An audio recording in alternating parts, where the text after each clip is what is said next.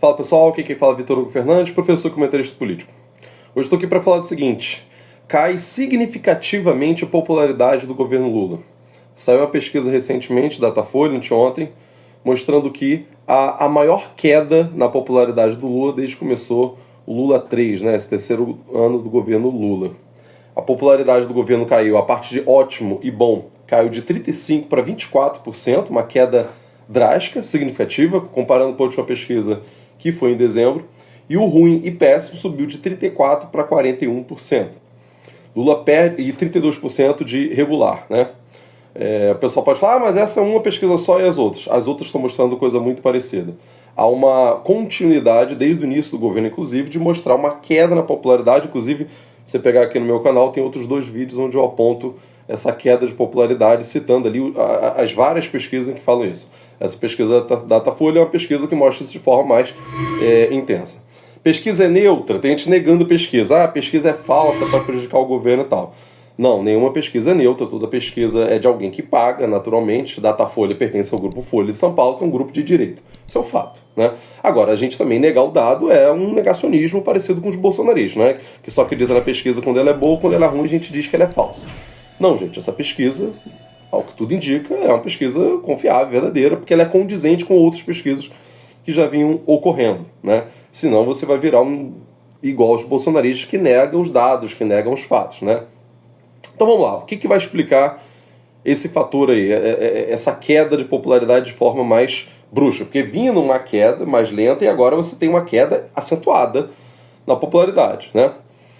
Primeiro, a questão da crise do Pix foi algo fundamental, desgastou bastante o governo, foi uma atrapalhada do governo aí, o governo deu mole nessa gestão, mostrou uma falta de coordenação tremenda do governo, onde foi determinada uma medida do governo para fiscalizar, acompanhar, né, movimentações financeiras a partir de R$5.000, que é algo normal que a Receita Federal faz, e os bolsonaristas pegaram isso aí, espalharam uma fake news, uma mentira que pegou em grandes proporções, se espalhou muito rápido, o que mostra, né, o quão eficiente eles são para espalhar as fake news deles, e eles vencem a batalha, né, nas redes sociais, né?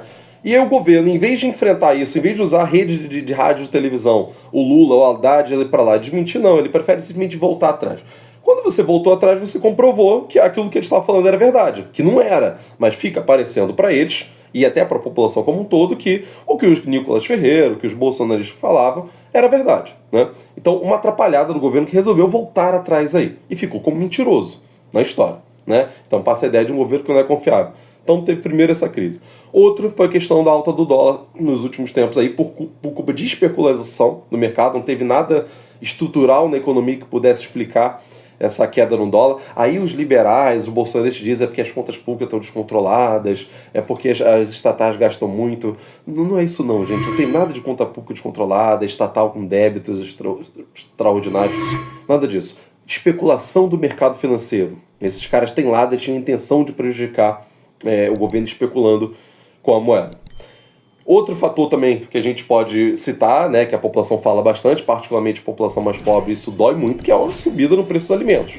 Vários itens alimentícios aí estão subindo, o café explodiu absurdamente, que não tem nada a ver com o governo, por conta de uma crise no Vietnã, um desastre natural que fez com que ele produzisse menos café, e aí o preço do café no mercado internacional e por tabela o brasileiro sobe também.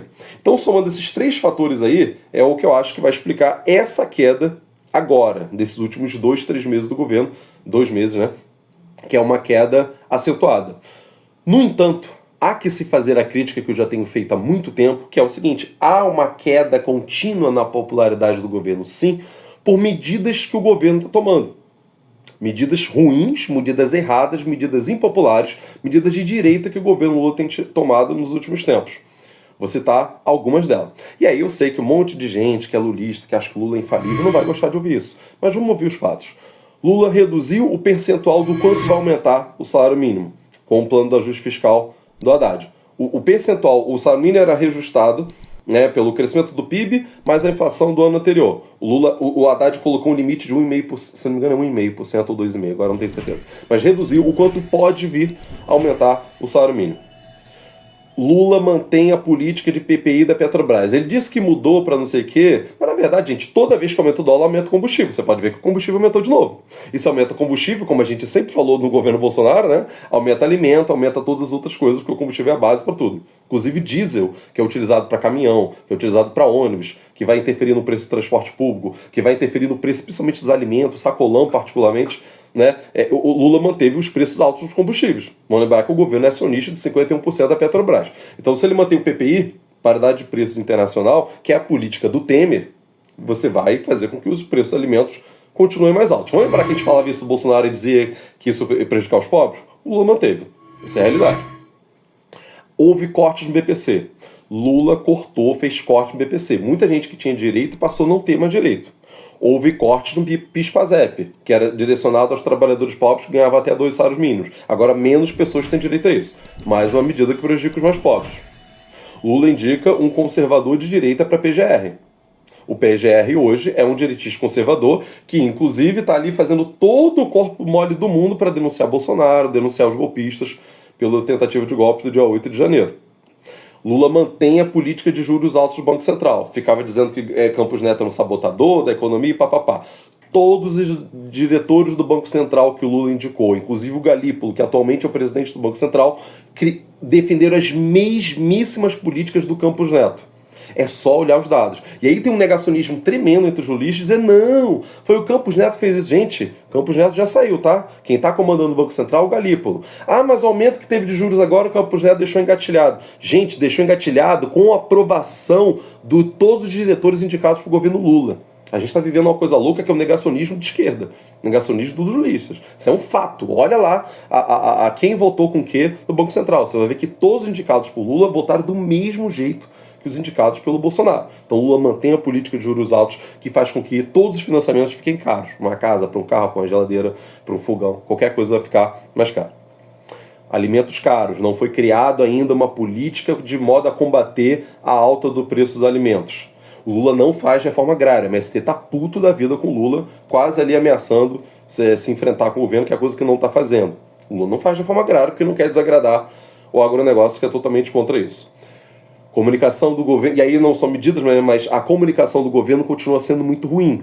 As coisas boas que o governo tem, e tem várias coisas boas, o PIB está crescendo bem mais que o esperado, a inflação está sim sob controle, inclusive em janeiro agora uma inflação baixa, o desemprego é um dos mais baixos dos últimos 12 anos, com trajetória de continuar crescendo, há uma reindustrialização do Brasil, houve uma expansão do Bolsa Família. Então tem vários pontos positivos também nesse governo, mas a comunicação do governo é ruim, então essa informação não chega até as pessoas. Os bolsonaristas continuam ganhando de lavada a guerra da comunicação.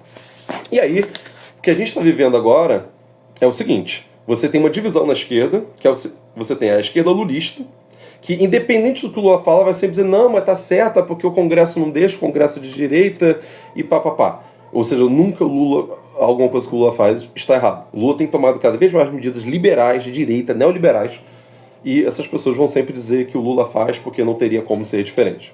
E a gente teria que escolher entre o bolsonarismo e essas medidas liberais do governo.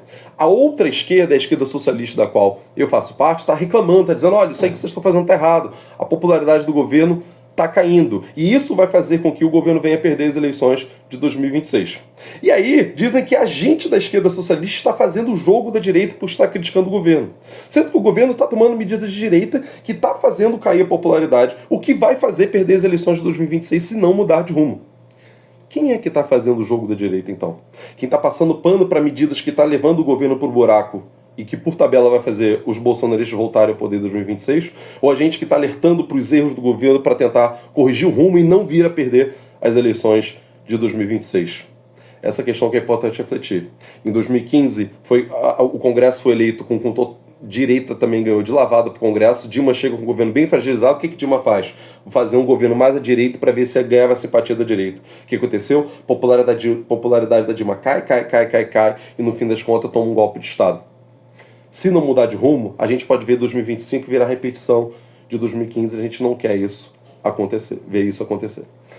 Então é isso, fico por aqui. Eu sei que alguns vão gostar e outros não, o que é normal, afinal de contas eu estou fazendo críticas ao governo Lula também, e é fundamental que se faça essas críticas.